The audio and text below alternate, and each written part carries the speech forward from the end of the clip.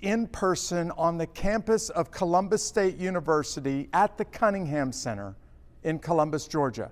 But we are a gathering of believers from all across the country and all over the world. And this midweek broadcast we call Lead Them Well. You can see the image on the screen. It's a picture of a family trying to pass their faith off to the next generation. A father trying to hand off his beliefs to his son. The subtitle of this broadcast is Family Bible Training, because we believe that Christian parents genuinely want to be able to influence what their sons and daughters believe long after they leave the house. So we created this broadcast as a way of helping parents have a tool to hand their faith off to their children.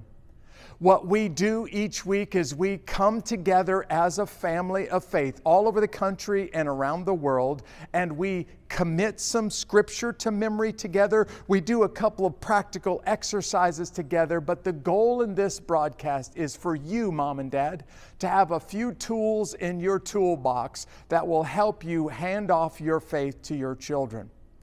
Now, we also refer to this as midweek worship, because we've asked our friends from Wonderwall Music in South Africa if they would be willing to lead us in a few songs. So parents, here's what I want to ask you to do. Would you gather your children around the tablet right now, or maybe you're watching this on your television? Would you just go ahead and turn the volume up? You're going to see the lyrics on the screen, and would you sing along with Pete and Alicia DeWitt when they start to lead us in music in just a second?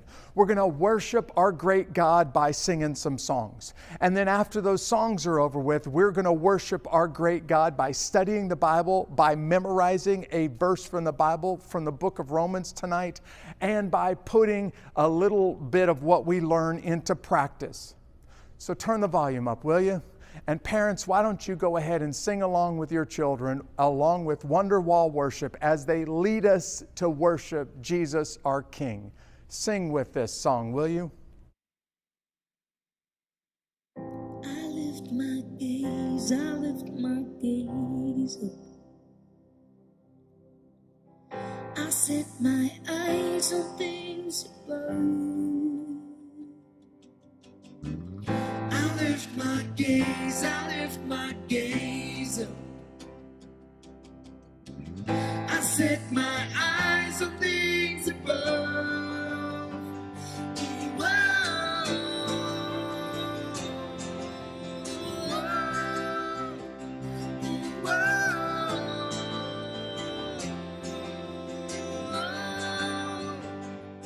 Your resurrection is now my position. Your crucifixion is my hiding place. Seated and heated in heavenly places. So I'm singing from heaven, heaven to earth. I lift my gaze, up. I set my eyes on things above. I lift my gaze up. I set my eyes on things above. Ooh,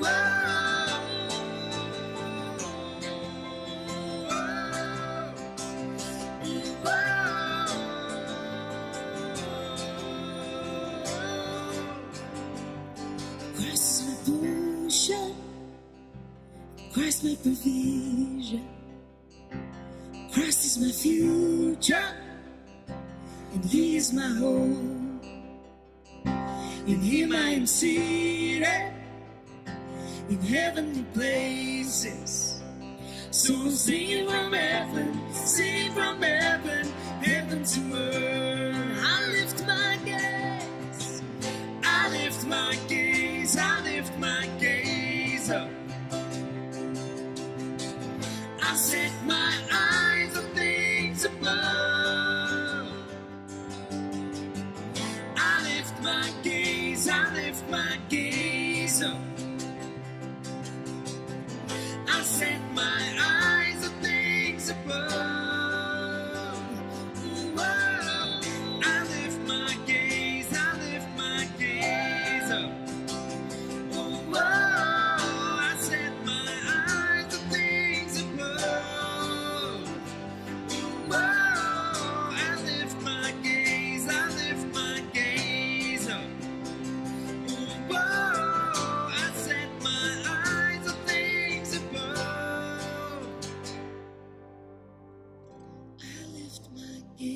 as I lift my gaze up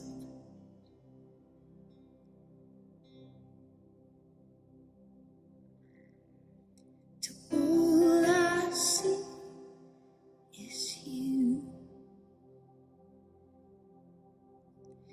To all I see is you.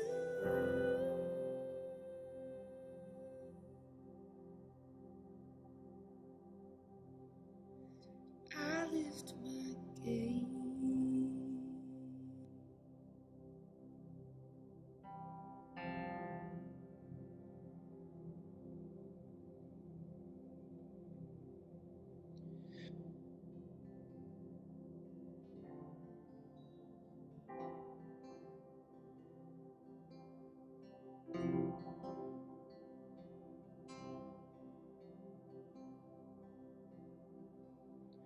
Jesus at the center of it all. Jesus at the center of it all. From beginning to the end, it's always been you, Jesus. Jesus, nothing else matters. Nothing in this world will do.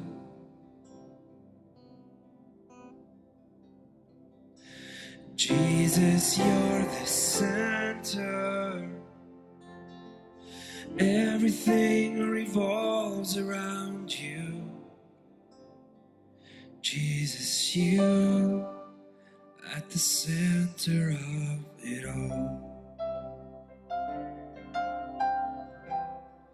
You're at the center of it all.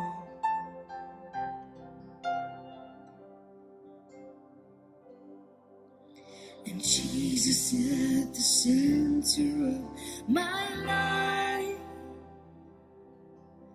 Jesus at the center of my life. From beginning to the end, it will always be, it's always been you, Jesus. Jesus, nothing else matters. Nothing in this world will do.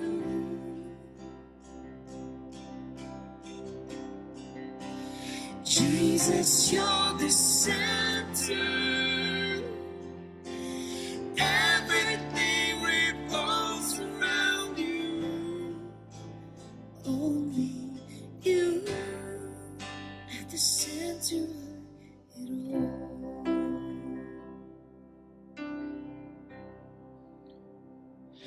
From my heart to the heavens, Jesus be the center. It's all about you. Yeah, it's all about you. From my heart to the heavens, Jesus be the center. It's all about you. Yeah, it's all about you. From my heart to the heavens, Jesus be the center. It's all about you. Yeah, it's all about you. From my heart to the heavens, Jesus be the center. It's all about you. It's all about you. It's all about you.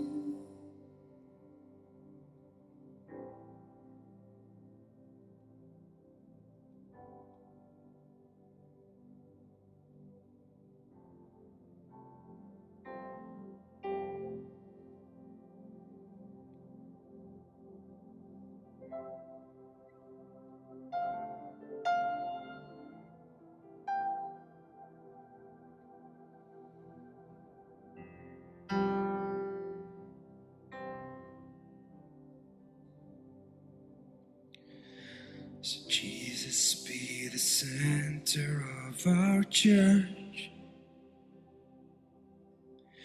Jesus be the center of our church.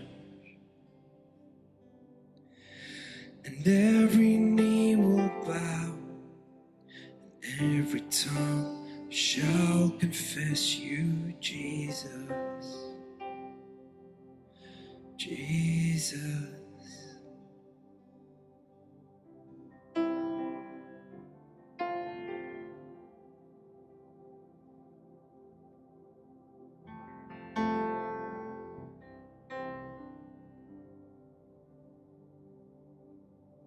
And every knee will bow, every tongue shall confess you, Jesus.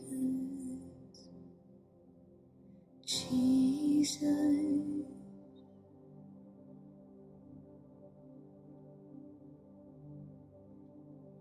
Jesus at the center of it all.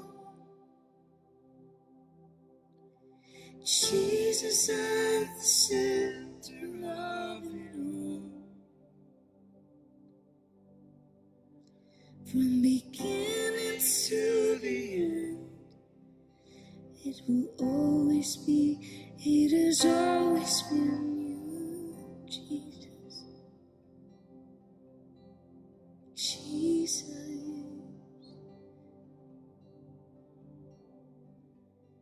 At the center of it all.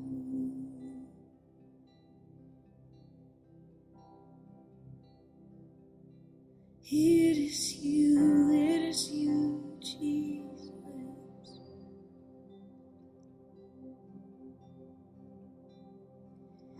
I'm coming back to the heart of worship when it's all about you. It's all about you, Jesus. I'm sorry, Lord, for the thing I've made. When it's all about you, it's all about you, Jesus.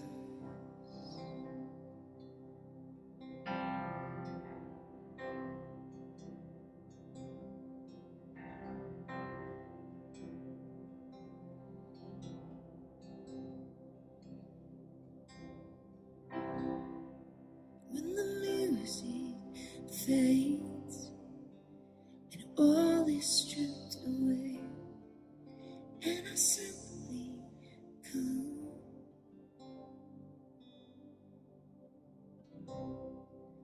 longing just to bring something that's wrong, that will bless your heart. I'll bring you more than a song, for a song in itself is not what you have required. You search much deeper, you search much deeper within. Through the way things appear, you're looking into my heart. I'm coming back to the heart of worship, and it's all about you. It's all about you, Jesus. I'm sorry, Lord, for the things I've made.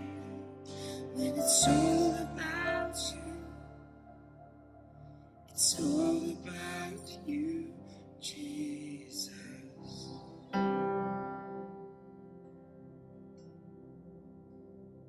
We sing King of Endless, King of endless worth. No one could express how much you deserve.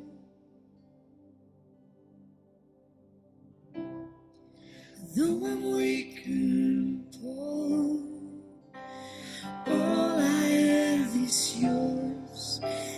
single breath. We will bring you more than a song, more than a song. For a song in itself is not what you have required. You search much deeper. You search much deeper within. Through the way things appear, you're looking into my heart. I'm coming back to the heart of worship when it's all about you. It's all about you, Jesus. I'm sorry, Lord, for the things I've made it.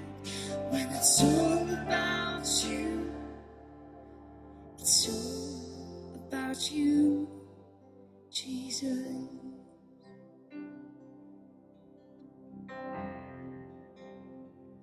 It's all about you. 'Cause you see our hearts, and you know our hearts. So here is my heart.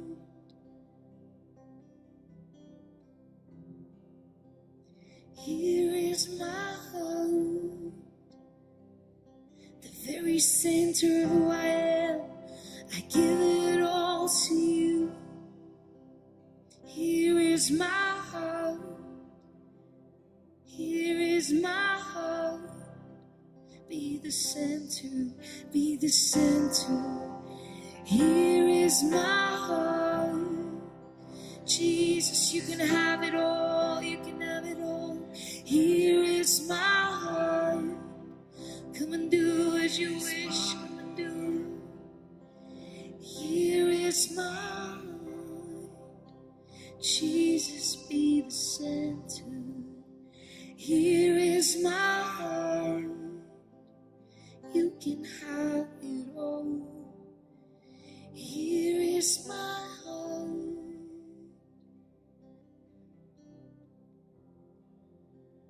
Here is my heart.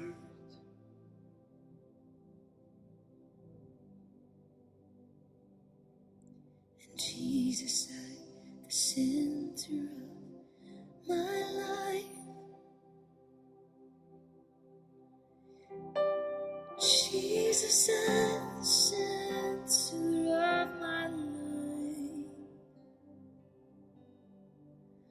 From beginning to the end, it has always been, it will always be you, Jesus, Jesus.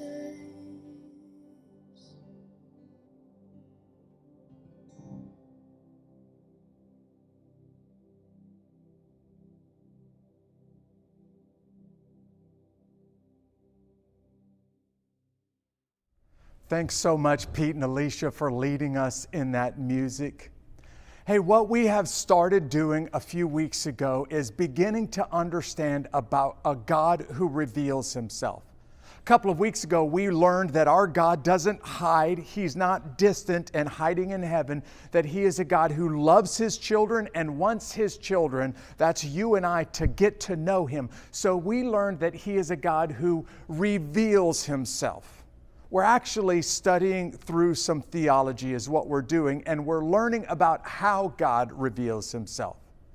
So last week, if you go back and watch that broadcast, we learned that God reveals himself in nature. If you see a beautiful sunrise in the mountains, when you see the ocean waves, when you see how beautiful this creation is, it teaches us about our God and about who our God is. We're going to take that idea of a God who wants to be known, who reveals himself to humanity, and we're going to take it a step further. You can see the image on the screen, because today we're going to see how God has revealed himself to us inside our hearts, not just what we see around us, but inside our hearts by our conscience. We ask you as a family to commit 1, maybe 2 verses of the Bible to memory each week. Would you do this as a family? And so parents, in just a second, I'm going to give you a Bible verse. Parents, would you commit to your children that you're going to memorize Romans chapter 2, verse 15? Would you ask your children to memorize it? And then maybe this week at the dinner table, you would recite it from memory or ask your children to recite it from memory. Maybe when they're getting ready to leave for school this week, you'd ask them before they get ready to get on the bus, hey, what does Romans 2:15 say? And as a family, would you put this Bible verse, hide it into your heart by committing it to memory? You see, what Romans chapter 2, verse 15 teaches us is God has communicated to all people all over the planet, even people that have never heard His name, and He communicates to them inside their heart in what's called our conscience. So I'm going to put the verse on the screen. We're going to say out loud where this verse is found in the Bible. We're going to read out loud this verse. You can ask your children to read it out loud, loud and proud, parents. And then we're going to say one more time where this is found in the Bible. This is Romans 2:15. They demonstrate that God's law is written in their hearts. For their own conscience and thoughts either accuse them or tell them they are doing right. Romans 2:15. Now let's just stop for a second and think about the words in that verse that we just read. Because the they in this Bible verse, if you were to read right before it in verse 14, is talking about people who don't really know God, who have never really become Christians. And what this verse is saying, the they at the beginning of verse 15, is everyone, even those who don't know God, have God's law written in their hearts. That's the beginning of this verse. And it says, I'll prove to you how they have God's law written in their hearts. He uses the word demonstrate. I'll demonstrate that they have God's law written in their heart. And here's how that I can demonstrate it to you. They have a conscience. Every human being, all over the planet, everyone that's ever lived has a conscience. And if you're not exactly sure because your children are really small and they're listening to this word conscience and they're not sure what does that word mean, well, Romans 2:15 explains the word. It says that there are something in their thoughts, in their mind, in their heart that tells them what they're doing is right, or you could reverse the logic and accuses them and tells them that what they're doing is wrong. Romans 2:15 says all of us have God revealed Himself to us. God has revealed Himself to all of us, even those that have never heard His name, by a conscience. And that conscience tells us that what we're doing is right or what we're doing is wrong. Parents, you probably can't remember back to your earliest days, to the very first time that you did something wrong. But maybe you have little children. All people, at some point in their life, when they get to a certain age, they'll realize that I'm not supposed to take that because it doesn't belong to me. Their conscience is telling them, don't take something that doesn't belong to me. And yet, we do it anyway. We even violate our own conscience. And the Bible tells us we violate our own conscience and even do the things that we know we're not supposed to do, because our conscience has been impacted by sin. Our conscience tells us that to tell a lie is wrong. A child doesn't need mama or daddy to tell them that. A child is born with a human conscience that inherently teaches them it's wrong to tell a lie. Yet all of us, every one of us, have told a lie at some point, and we knew what we were doing was wrong. That conscience that exists inside all of us that tells us don't steal or don't tell a lie, that conscience is one of the ways that our great God has revealed Himself. He has just showed us that He is a good God, that He is a moral God, that He always does right, that He is a perfect God, that He never ever violates His conscience, never ever does something wrong. And He has communicated Himself to every human being, even people that have never heard of the Bible before. He's done it by speaking to their heart through a conscience. And so I don't want you to just memorize a Bible verse and make it some words in your head. I really would like for this to become something practical that you do as a family. So what I'm going to do is give you 2 exercises that you can do with your children right now, parents. If you have elementary age children, you know, those children that are kind of 10 years old and younger, I'm going to give you an exercise to do with them. Or if you have children that are teenagers, I'm going to give you a totally different exercise to do with them. But both of these exercises are just designed for you to speak honestly to them about your conscience, for them to speak honestly to you about their conscience. So parents, if you have younglings, if you have some elementary age children, would you just gather their attention for a second? And here's the question that I'd like for you to ask them. Ask them this question, then just pause the video and discuss their answer for just a few moments. Would you ask them, what was the first thing that you know you did wrong? That word "know" was in capital letters, because you're not asking them, when is the first time somebody told them that was wrong? You're really asking them to think back, and maybe for them it wasn't that long ago, to think back to a time where they were doing something wrong, and even before they did it, they knew in their heart or in their conscience that this was wrong.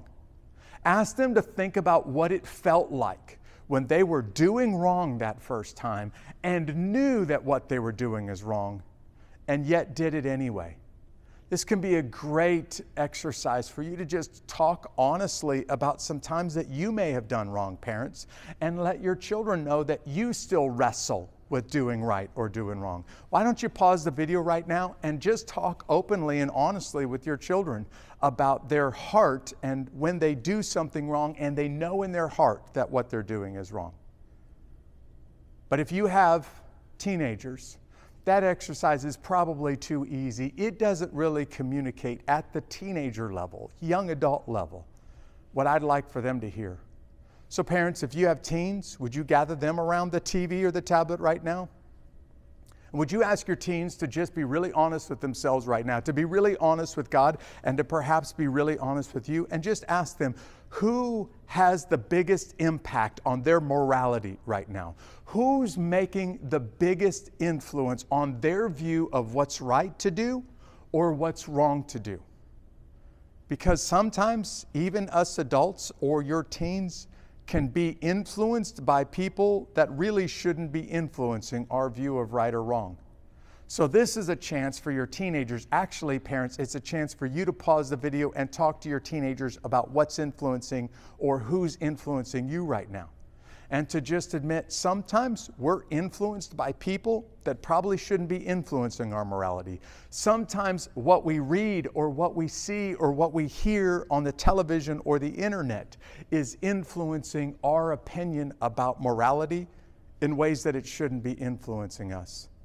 Because our God is a great God, a morally perfect God, a God who wants His people to know Him and to love Him, God, more than anyone else, should be influencing our morality. And I believe that a parent, more than any other human being on the planet, should be influencing their children's morality. But sometimes it doesn't always go that way. So this is your chance, parents, to just have a really honest conversation with your teens about what's influencing or who's influencing them right now. It's a really honest opportunity for you to have a conversation with your children, your little ones, about some things that you do wrong or you still struggle with, and you know that you struggle with some right or wrong decisions, and sometimes you don't always do what you know is right. I hope that these exercises help you as a family understand our great God who reveals Himself in the human conscience. I hope that these exercises help you understand Romans 2:15. And I hope that you guys have a great week. Thanks for tuning in. God bless you. See you next week.